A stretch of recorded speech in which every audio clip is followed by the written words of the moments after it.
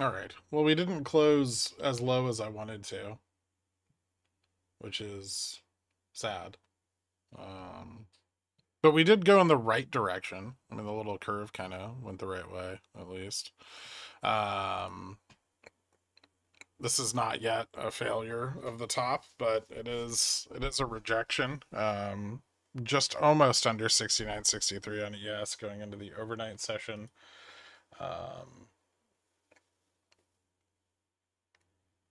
Trying to think if last week's close probably matters here as we move into tomorrow morning. Obviously, big data's tomorrow, so that could turn things around pretty dramatically. But right now, I mean, looks like we're gonna get a pullback towards like 69.36, and then possibly reposition from there. So yeah, we'll keep an eye on this overnight. Starting to form like a head and shoulders off of the double top, though. So a little bit bearish. Dollar continued its decline today, but at a slower pace. Yields at the top end of the curve continued to fall, so we're getting some move from equities into long term bonds and some of the shorter term shit too. Um, the bottom end of the curve a little less attractive, but a lot of looks like a lot of buying in the 10s, 20s, and 30s.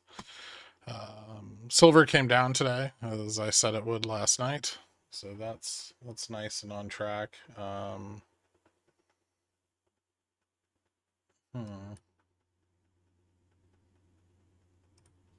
wonder.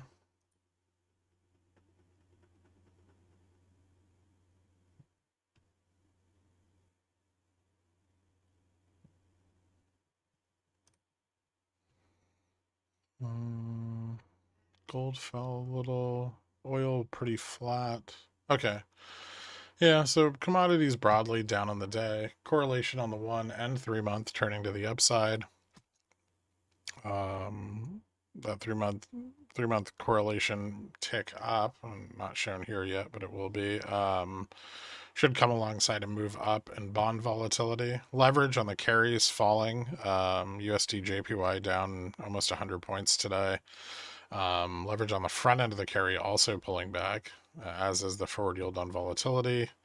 And silver ratio moving a little bit negative as some P&L is realized on the carry there. So we might get a probably heading towards another bounce to the upside in silver, which is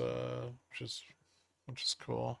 Um, Gold, I don't know. Gold's still a bit choppy. Skew turned up today. Breadth still kind of wide between the 20s and 50s, and the 50s and 200s. So we didn't really get a lot of tightness there. That's probably not a good sign. Chances of a Fed cut going up. 10-2 pulling back. SOFR holding below IORB, so no short-term liquidity issues. Need to switch this back to the 1 day. We did get a move up in VX today, but correlation roughly the same as it was yesterday. So not a lot of vol selling, but also not a lot of people going long vol just yet. Leverage is continuing to fall off. And volumes are down, so it does look like we're getting a fade from the peak, at least on the volume side of things. Sector wise, pretty much everything underperforming with some small sector rotation thrown in the mix. And then this is a lower high and maintains a downtrend now, from the prior high. We got rejected on the breakout. If this is forming an inverse head and shoulders, we could get a pullback as low as like 68.70 or 68.60 before finding support, which would mean a failure of the 20, the 30, and the 50s. Probably maybe back below trend. So I would probably keep an eye on that. And then I think of anything else here that's kind of important. No, that's probably about it. So yeah, I will see you guys bright and early tomorrow, I guess. Have a good night, everyone.